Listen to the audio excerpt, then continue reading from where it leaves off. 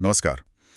आज हम एक नज़र डाल रहे हैं सावरकर काल कोठरी से हिंदुत्व की मशाल के कुछ हिस्सों पर। हाँ, इसमें विनायक दामोदर सावरकर के वो जो सेल्युलर जेल के अनुभव थे, बिल्कुल, और कैसे उनके विचार वहां उस माहौल में पनपे। ये देखना काफी दिलचस्प है कि कैसे इतनी कठिन परिस्थितियों में कोई सोच न सिर्फ जन्म लेती है बल्कि शायद और मजबूत हो जाती है। सही बात है। तो चलिए देखते हैं इन स्रोतों में क्या है।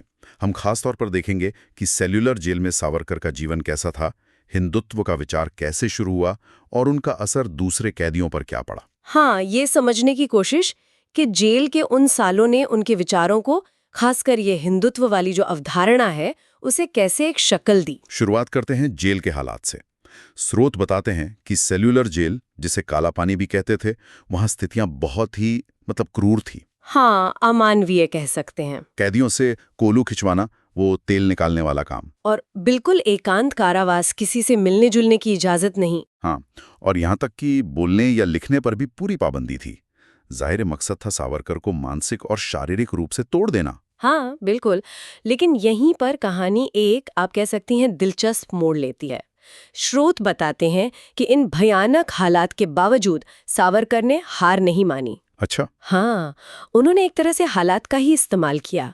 जैसे जेल की दीवारों को कागज की तरह देखा, अपने नाखूनों को कलम की तरह, और अपनी याददाश्त को एक पूरी लाइब्रेरी बना लिया। कमाल है। हाँ, एक जगह ऐसा कहा भी गया है, कोट है उनका, कि अगर दुनिया मुझे चुप कराना चाहती है तो मैं अपनी आत्मा को बोलने दूंगा। ये उनकी मानसिक दृढ़ता को दिखाता है। और इसी मानसिक संघर्ष के बीच उनकी जो सबसे चर्चित किताबों में से एक है Hindutva, who is a Hindu. हाँ, उसका मूल विचार वो वहीं पनपा।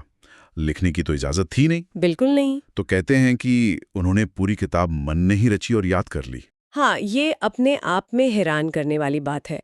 और ये समझना जरूरी है कि उनके लिए हिंदुत्व सिर्फ पूजा पाठ तक सीमित नहीं था। अच्छा। नहीं, ये एक सांस्कृतिक पहचान थी, एक राष्ट्रीय पहचान।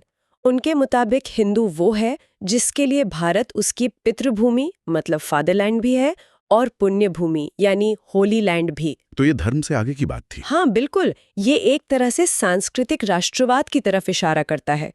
एक उदाहरण भी है जो इस भाव को दिखाता है। हिंदुत्व केवल मंदिरों की घंटियों तक सीमित नहीं, ये खेतों, खंडरों, युद्ध भूमियों और कविताओं में भी गूंजता है। और ये सिर्फ सोचने तक ही सीमित नहीं रहा। स्रोत बताते हैं कि सावरकर ने जेल के अंदर ही साथी कैदियों को एकजुट भी किया। हाँ, बिल्कुल।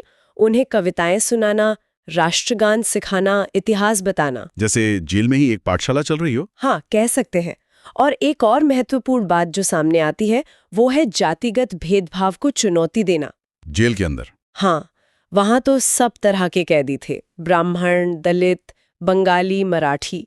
उन्होंने कोशिश की कि सब साथ खाएं, साथ काम करें, विचार साझा करें। अच्छा। उनका एक कथन भी मिलता है, अगर जेल की रोटियां सबके लिए एक हैं तो आज़ादी की लड़ाई भी सबकी होनी चाहिए। उस जमाने में, और वो भी जेल के माहौल में, ये सामाजिक एकता पर बहुत बड़ी बात थी। सही बात है।